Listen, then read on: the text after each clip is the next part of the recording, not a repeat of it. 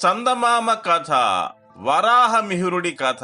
అనగనగా ఒక రాజు. తక్కిన రాజులందరిలాగా కాకుండా ఆయన పరిపాలనలో ఒక విశేషం ఉన్నది. అదేమిటి అంటే మారువేషంతో తిరిగి ప్రజల స్థితిగతులు స్వయంగా తెలుసుకోవడం ఆయనకు సరదా.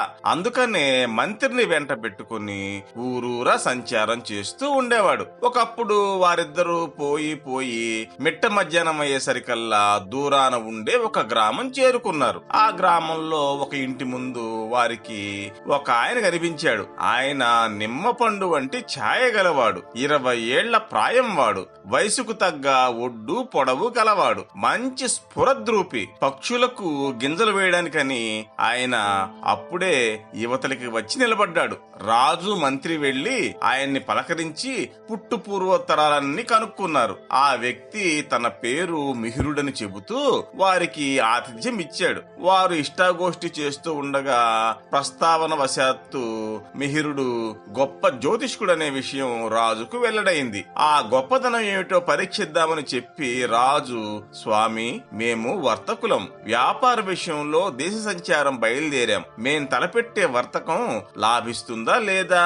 ప్రారంభించడానికి ఎప్పుడు బాగా ఉంటుంది? సెలవేయండి అని కోరాడు. వెంటనే మిహిరుడు, అయ్యా, మీరిద్దరూ జాతి వర్తకులు కాదు, మారువేషంలో ఉన్న క్షత్రియులు. మీరు ఫలానా వారే ఉంటారని చెప్పడానికి సందేహమేమీ లేదు అని చెప్పేసరికి వారు అమితాశ్చర్యం పొందారు. తర్వాత రాజు మిహిరుడిని తమ ఆస్థానంలో పెట్టుకున్నాడు. ఇలా ఉండగా లేక చాలా కాలానికి రాజుకు ఒక కుమారుడు కలిగాడు. శిశువు జాతకం తయారు చేయవలసిందని ఆస్థాన జ్యోతిష్కులందరికీ రాజాజ్ఞ అయ్యింది. ఆ గొప్ప జ్యోతిష్కులందరూ శాస్త్రాలు తిరగవేసి తమ యావచ్చక్తిని జ్ఞానాన్ని వినియోగించి అతి శ్రద్ధతో రాజకుమారుడి జాతకం సిద్ధపరిచారు. పని పూర్తయిందనగానే రాజు దర్బారు చేశాడు. ఆ సభలో అందరూ కూడా రాజకుమారుడి జాతకం చాలా దివ్యంగా ఉన్నది. అయితే 20వ ఏట మాత్రం అందులో ఒక చిన్న గండం కనిపిస్తున్నది, కానీ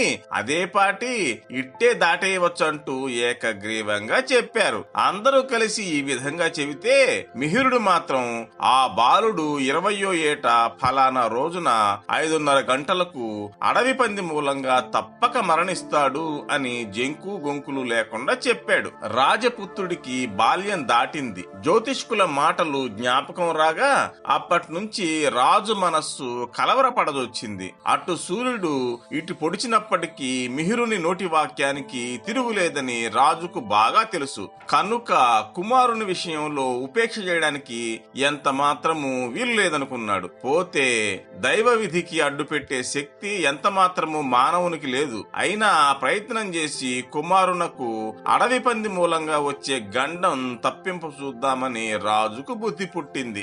ఆ ఉద్దేశంతో నగరానికి దూరాన 7 అంతస్తుల మేడ కట్టించి చుట్టూ ఎత్తైన గోడలు ఆవరణగా పెట్టించి చీమలు చొరడానికైనా వీలు కానంత బందోబస్తు చేయించాడు. సమస్త సదుపాయాలు ఆ మేడలోనే జరగటానికి ఏర్పాట్లు చేసి సహపాఠులతో సహా తన కుమారుణ్ణి దానిలో ప్రవేశపెట్టించాడు. బాలురు ఎవళ్ళు మేడ విడిచి చుట్టుపక్కల వనాల్లోకి విహారం వెళ్లకుండా కట్టడి చేశాడు.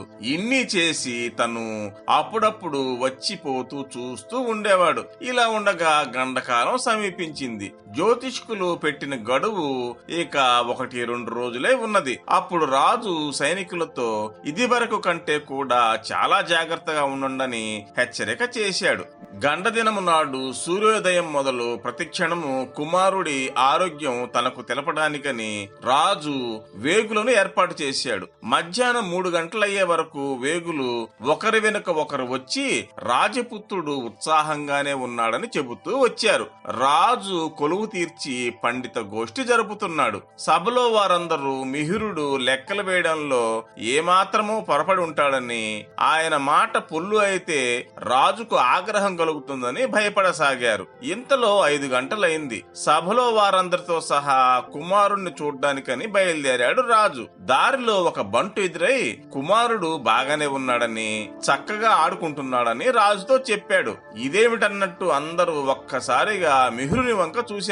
అంత మాత్రానికే మిహిరుడు బెదర్లేదు. నా జోస్యం తప్పదు అన్నాడు. అప్పుడు రాజు కుమారుడు ఉండే నగరంలోకి ప్రవేశించి భోగట్ట చేయగా బాలుడు 4వ అంతస్తు మీద ఉన్నాడని సేవకులు చెప్పారు. అక్కడికి పోయి చూస్తే అరగంట కిందటనే గాలి కోసం డాబా మీదకి వెళ్ళాడన్నారు. మిహిరుడి వంక చూశాడు రాజు. అందుకు మిహిరుడు, బాలుడు ఈ లోకం వదిలి అప్పుడే అరగంట సేపయింది అని నొక్కి చెప్పాడు. దడదడా కొట్టుకుంటున్న గుండెలతో అందరూ 7వ అంతస్తు ఎక్కుతున్నారు. ఇంత ఎత్తుకు అడవి పంది ఎలా ఎక్కగలుగుతుందా అని అందరికీ సందేహం పట్టుకున్నది. తీరా డాబా ఎక్కి చూసేసరికి ఒక జెండా స్తంభం కింద మంచం పైన రొమ్ము మీద భారమైన ఇనుప పంది విగ్రహం పడి నెత్తురోడుతున్న శరీరంతో రాజకుమారుడు కనిపించాడు. పుత్రశోకం భరించలేక అపరిమితంగా విలపించాడు రాజు. ఈ నగరు నిర్మించినప్పుడు శిల్పి ఈ విగ్రహాన్ని జెండా స్తంభం మీద నిలిపి ఉంటాడు. కుతూహలం కొద్దీ బిడ్డడు దీనిని లాగి ఉంటాడు. దాని ఫలితమే ఇది. వరాహమూర్తి మా ఇలవేలుపై ఉన్నాడు. మా కులదైవమే ఈ విధంగా నా బిడ్డడిని తనలో ఐక్యం చేసుకున్నాడు. ఏది ఏమన్నా శాస్త్రం తప్పదు అని అందరికీ తర్వాత రాజు తెలియజెప్పాడు. రాజు అప్పుడు మిహిరుడిని కౌగిలించుకుని ఎంతగానో గౌరవించి అతనికి వరాహ మిహిరుడు అనే బిరుదు ప్రసాదించాడు.